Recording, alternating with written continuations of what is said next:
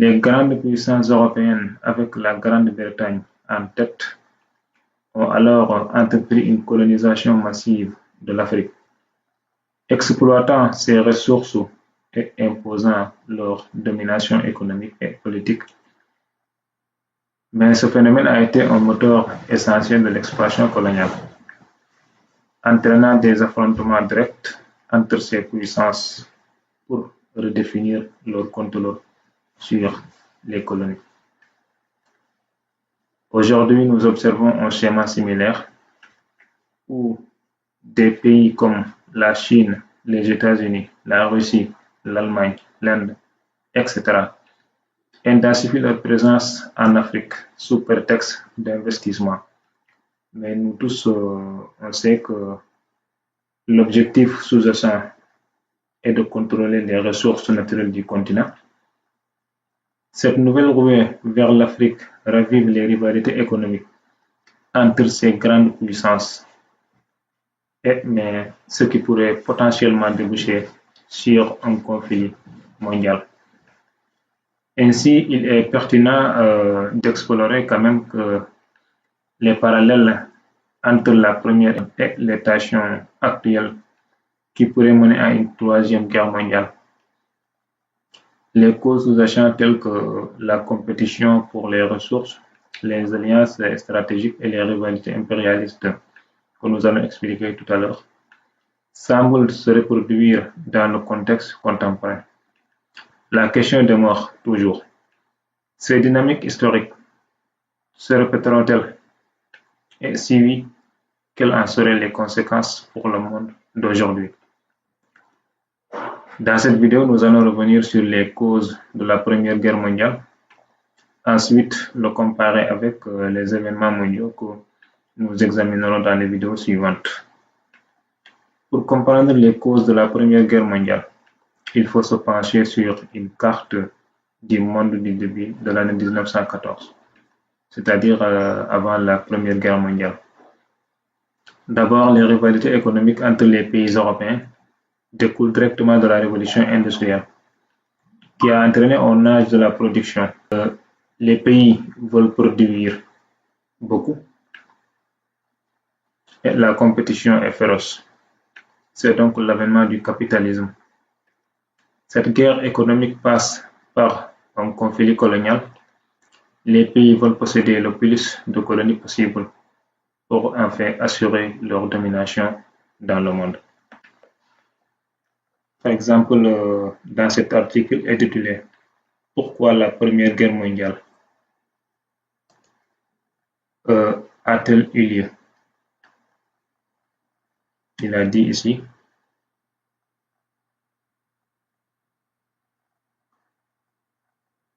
les rivalités économiques et les empires coloniaux. Avant la Première Guerre mondiale, les tensions internationales étaient principalement liées à des rivalités économiques et coloniales. Ces tensions résultaient de la révolution industrielle qui a entraîné une compétition intense entre les pays pour la production. Cette compétition s'est étendue aux conquêtes coloniales avec des empires coloniaux majeurs tels que la France et la Grande-Bretagne. Mais il faut aussi préciser qu'à l'époque, les deux grandes puissances antagonistes, c'était l'Allemagne et la Grande-Bretagne, qui se disputaient de plus en plus de territoires, tandis que la France et l'Angleterre avaient plus de colonies, devant les empires coloniaux belges, portugais, espagnols, italiens, allemands, etc. Toutefois, l'Allemagne cherche à étendre son territoire. Cela pose de nombreux problèmes avec les grands empires comme avec la France au sujet du Maroc entre 1905 et 1911. Comme par exemple ici. Le 31 mars 1905 survient le coup de Tanger. Cette initiative intempestive de l'empereur d'Allemagne, Guillaume II, va précipiter la mainmise de la France sur le sultanat du Maroc. Quelques années plus tard, à l'été 1911, Français et Allemands vont relancer leurs différences autour du Maroc jusqu'à placer l'Europe au bord d'une conflagration générale. Vous voyez bien, il faudra tout le doigté du président du Conseil, Joseph Caillot, pour écarter la catastrophe.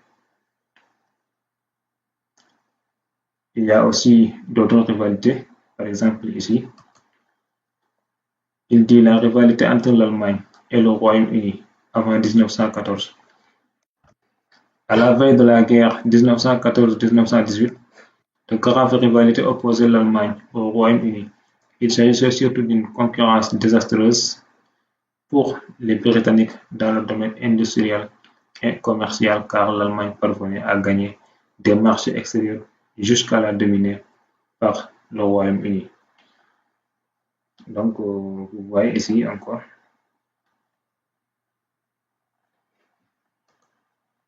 la rivalité entre l'Autriche-Hongrie et la Russie avant 1914. Alors, la Grande-Bretagne de son côté s'inquiète vivement de l'essor économique et colonial de l'Allemagne et ne souhaite pas perdre sa domination de première puissance.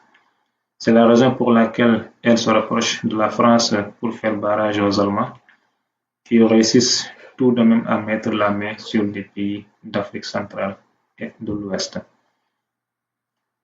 Et l'autre partie aussi, la rivalité entre l'Autriche-Hongrie et la Russie, c'est-à-dire l'Empire austro-hongrois a eu effet des vues expansionnistes sur les pays autour de la mer Égée, mais les Russes appliquent une politique de barrage.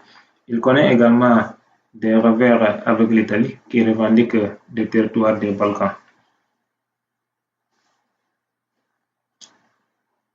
Donc, comme vous le voyez ici, la rivalité entre l'Autriche-Hongrie et la Russie se passe surtout dans les Balkans. Jusqu'en 1912-1913 sont en grande partie le territoire de l'Empire turc. Globalement, les Balkans sont secoués par des conflits importants depuis la fin du XIXe siècle, après avoir quitté l'Empire ottoman. Ils sont disputés par les grandes puissances que sont la France, la Grande-Bretagne, l'Autriche-Hongrie et la Russie. Et c'est ce que l'on appelle la crise des Balkans qui ne s'achève qu'en 1914. Alors, la question c'est pourquoi vouloir à tout prix posséder de nombreuses colonies? Je crois que la raison est simple et est expliquée par le professeur Jacques Pauwels dans son livre intitulé 1914-1918, la Grande Guerre des classes, publié en 2014. Il dit que les grandes puissances industrielles, les grandes banques et les grandes entreprises voulaient de nouvelles colonies ou des semi-colonies sur lesquelles elles auraient exercé un contrôle indirect pour leurs matières premières, leur main-d'œuvre bon marché et leurs possibilités d'investissement. Ici réside certainement l'une des principales raisons de la guerre. Voyons cet ouvrage intitulé La stratégie du chaos, impérialisme et islam, produit par Michel Collomb et Grégoire Léger, entretien avec Mohamed Hassan. Il dit à la page 123 ceci. En quoi les colonies étaient-elles si importantes? D'une part, elles permettaient de fournir les matières premières nécessaires pour faire tourner la machine industrielle de l'Europe. D'autre part, elles offraient des débouchés pour les produits et les capitaux qu'accumulaient les puissances européennes. Mais la question reste, où trouvait-on ces colonies, ces matières premières, ces main-d'œuvre bon marché? C'était effectivement en Afrique. C'est dans ce sens que les historiens appelleront cette période de la ruée vers l'Afrique.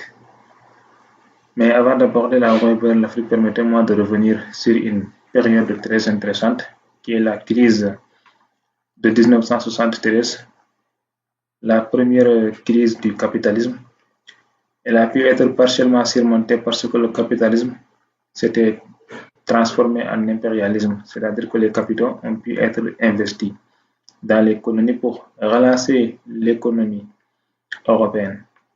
L'Amérique latine a été euh, ainsi dépecée, la Chine contrainte de s'ouvrir aux puissances étrangères, et c'est cette guerre de l'opium. Et enfin, l'Afrique partagée entre les puissances coloniales à la conférence de Berlin. Et gardez bien à l'esprit ce dernier élément. Alors, la course au clocher, plus connue sous le nom de Roue vers l'Afrique, désigne une période d'expansion coloniale accélérée des puissances européennes sur le continent africain. Cette expansion fut motivée par des intérêts économiques, notamment l'exploitation des immenses ressources naturelles du continent, ainsi que par des enjeux politiques et stratégiques liés à la rivalité entre les grandes nations européennes. On a vu ces articles. Afrique, la parenthèse coloniale, 1880-1960, par Hérodote. Il dit, à partir des années 1870, les grandes puissances européennes prennent le relais des explorateurs, des commerçants et des négriers, mais par des ambitions politiques et des considérations idéologiques. Elles s'engagent dans la ruée vers dans la course au clocher. C'est ainsi que l'Afrique noire fait l'objet d'un passage au cordeau au Congrès de Berlin 1885.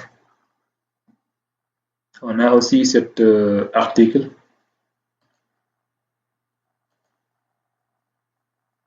intitulé Événement menant à la ruée vers l'Afrique. Il dit ici un peu plus bas. La ruée vers l'Afrique 1880-1900 a été une période de colonisation rapide du continent africain par les puissances européennes, mais cela ne serait pas produit à part l'évolution économique, sociale et militaire particulière que l'Europe traversait.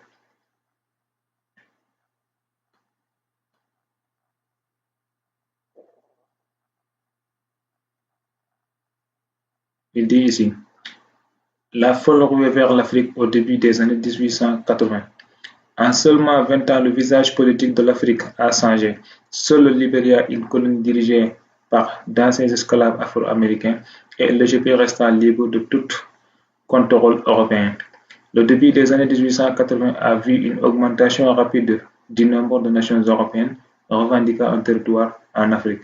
Vous avez vu comment cela a été fait. La fin du commerce européen des esclaves a laissé un besoin de commerce entre l'Europe et l'Afrique. Les capitalistes ont pu être vu la lumière sur l'esclavage, mais ils voulaient toujours exploiter le continent. Un nouveau commerce légitime serait encouragé.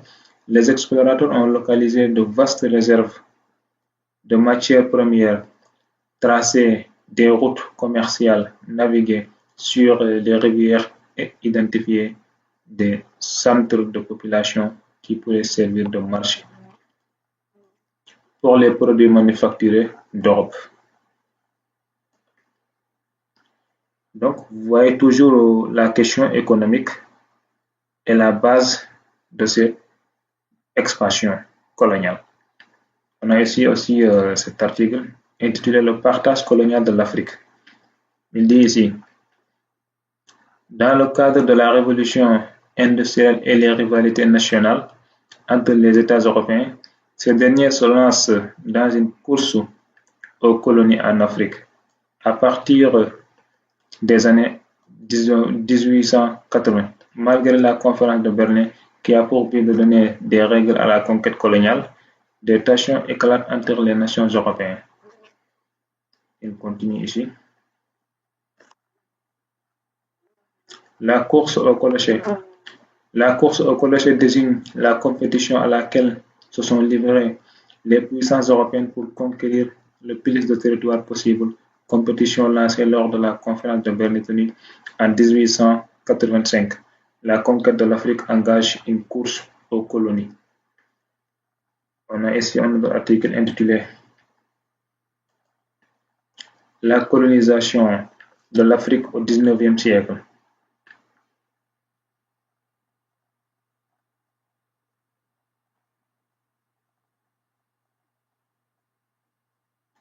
Il dit ici, toutefois, de 1870 à 1880, l'exploration de l'Afrique progresse. On découvre des richesses intéressantes, or et diamants d'Afrique du Sud, cuivre de Rhodésie.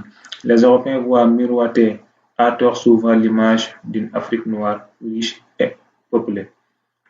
Donc toujours c'est la question économique qui domine ce que nous disons. Donc, l'enjeu de cette occupation, l'enjeu de cette rouée vers l'Afrique, c'était exactement les richesses africaines. C'est grâce aux richesses africaines que les Européens faisaient ce que les historiens appelaient la course au clocher. Face aux richesses considérables du continent, les puissances européennes se lancèrent dans une compétition effrénée pour s'approprier le plus de territoire possible. Et qui s'approprie du territoire, s'approprie des marchés, mais aussi s'approprie des matières premières. Cependant, certains dirigeants et penseurs européens anticipèrent le risque de conflit majeur entre ces nations en raison de cette course désordonnée à la colonisation. Afin d'éviter un affrontement direct, le chancelier allemand Otto von Bismarck prit l'initiative d'organiser un congrès en 1884-85 et c'est la fameuse conférence de Berlin. Cette conférence visait à établir des règles de partage de l'Afrique entre les puissances coloniales, en définissant des principes censés garantir une répartition équitable des territoires.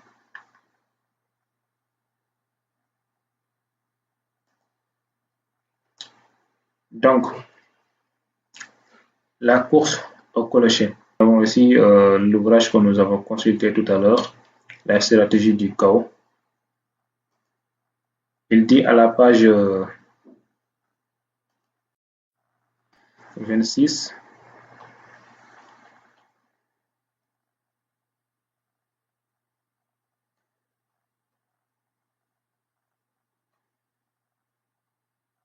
donc, l'Allemagne choisit ce moment pour montrer sa gourmandise. Prenant confiance en ses capacités, elle estime injuste de n'avoir pas reçu sa part du gâteau colonial. À cette époque, une énorme partie de l'Afrique n'a pas encore été colonisée. Seules les côtes et quelques cités sont réellement contrôlées par les puissances coloniales et l'Allemagne souhaite s'installer en Tunisie. Cela crée des tensions fortes avec la France, déjà humiliée par la perte de l'Alsace et de la Lorraine. L'Allemagne se tourne alors vers le Maroc, mais cela ne calme pas les tensions, au contraire. C'est dans ce sens que s'ouvrit en novembre 1884 la fameuse conférence de Berlin.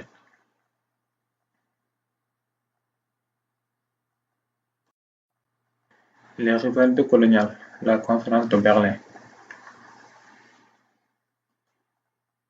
Les rivalités coloniales, la conférence de Berlin et ses conséquences.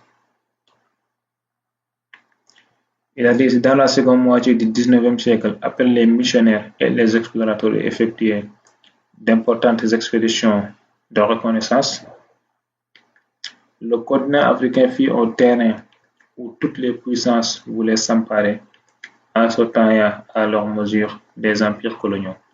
Cette compétition sera à l'origine de plusieurs différents problèmes conflits entre Européens engagés sur le continent. Ainsi, pour régler ces rivalités, un congrès fut convoqué à Berlin en 1885 afin de discuter sereinement du partage de l'Afrique. Les causes pourquoi les Européens se disputent l'Afrique.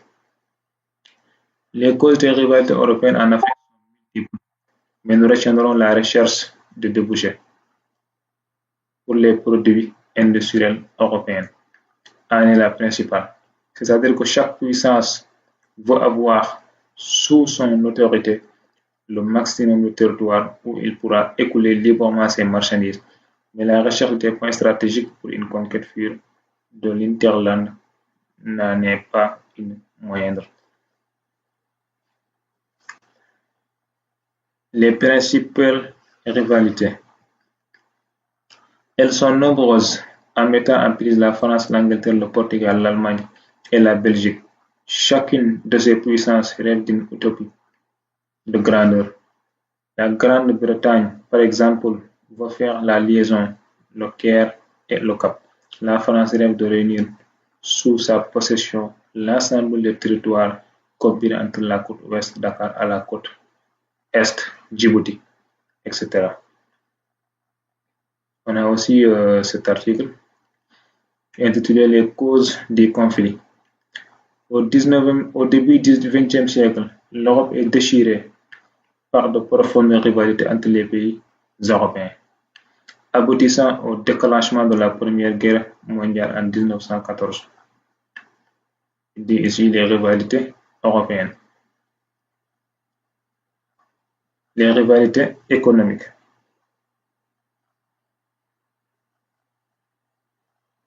Et il a dit ici encore les rivalités coloniales. À la fin du XIXe siècle, les rivalités coloniales opposent les grandes puissances européennes. En 1885, une conférence à Berlin définit le partage de l'Afrique entre les États coloniaux. La France et le Royaume-Uni, les deux principales puissances coloniales, se disputent alors le contrôle des colonies. L'Allemagne, de son côté, estime ne pas avoir un empire à la taille de sa puissance et cherche à contrôler de nouvelles colonies. Des tensions importantes éclatent entre la France et l'Allemagne lorsque cette dernière tente de s'établir au Maroc malgré la présence française. La guerre est évitée de justesse à plusieurs reprises entre ces grandes nations. Devant cette expansion rapide de l'Empire français, l'équilibre de la force est compromis en Europe et bien sûr, les autres puissances coloniales sont inquiètes. Pour le Royaume-Uni et l'Allemagne notamment, il faudrait surtout pas céder les ressources de l'Afrique à la France. À mesure où les puissances européennes s'étendent sur le continent africain, les désaccords se multiplient et la tension monte. Les Portugais, les Allemands, les Austro-Hongrois, les Britanniques, les Belges, les Italiens, les Néerlandais, les Russes, Norvégiens, Suédois, Danois, Français. Ça commence à faire beaucoup de monde. Devant cet intérêt grandissant, fin 1884, le chancelier allemand Bismarck convoque toutes les puissances coloniales à une grande conférence à Berlin afin d'établir ensemble les règles du jeu.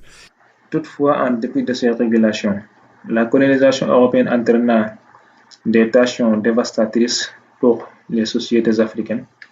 Les conquêtes s'accompagnèrent de massacres, de destruction de royaumes et d'extermination de communautés entières.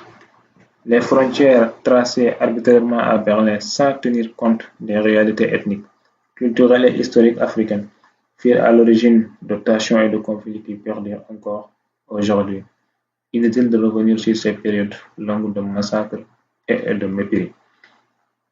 Donc, si la conférence de Berlin permit temporairement d'éviter une guerre entre les puissances européennes sur le sol africain, elle ne fit en réalité que repousser l'inévitable, car 30 ans plus tard, les rivalités impérialistes et nationalistes qui avaient animé la ruée vers l'Afrique figurèrent parmi les causes profondes, voire même la source du déclenchement de la Première Guerre mondiale en 1914. Par exemple, nous voyons ici cet article. L'impérialisme en tant que cause de la Première Guerre mondiale.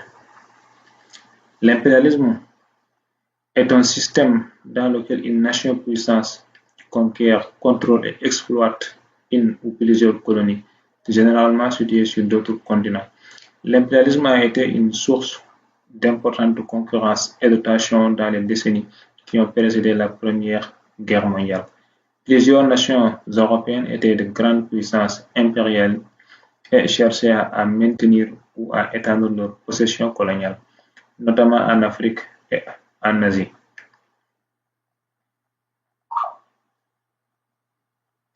Les colonies peuvent avoir des avantages militaires ou géopolitiques, mais leur objectif principal est économique. Elles existent principalement pour profiter et enrichir le pouvoir impérial. Dans la plupart des cas, il s'agit de la fourniture de métaux précieux et d'autres ressources comme le bois, le caoutchouc, le riz, etc., etc. Nous avons cet article intitulé L'impérialisme comme cause de la Première Guerre mondiale. L'impérialisme a été l'une des principales causes de la Première Guerre mondiale qui a débuté en juillet 1914. L'assassinat de l'archiduc d'Autriche François Ferdinand. En effet, les historiens la considèrent comme l'une des quatre principales causes à long terme de la guerre, avec le militarisme, les systèmes d'alliance et le nationalisme. L'impérialisme a été une cause particulièrement importante de la Première Guerre mondiale. Par exemple, cela a poussé les nations européennes à se disputer les territoires dans le monde entier, ce qui a accru les tensions. Vous voyez bien? Et il a continué. En général, l'impérialisme européen de l'Afrique a créé des tensions dans la mesure où l'Allemagne s'est sentie exclue du territoire de la région. Par exemple, en 1884, le dirigeant allemand Otto von Bismarck a appelé la conférence de Berlin qui a réuni les puissances européennes pour discuter de la division de l'Afrique en régions contrôlées par les nations européennes. Le but de la réunion était bien éviter de déclencher un conflit européen majeur et d'apaiser les tensions car la ruée vers l'Afrique conduisait à une intense rivalité et méfiance entre les puissances européennes. La paix créée lors de la conférence de Berlin n'a pas duré car la rivalité entre les puissances européennes s'est intensifiée à l'approche de 1914.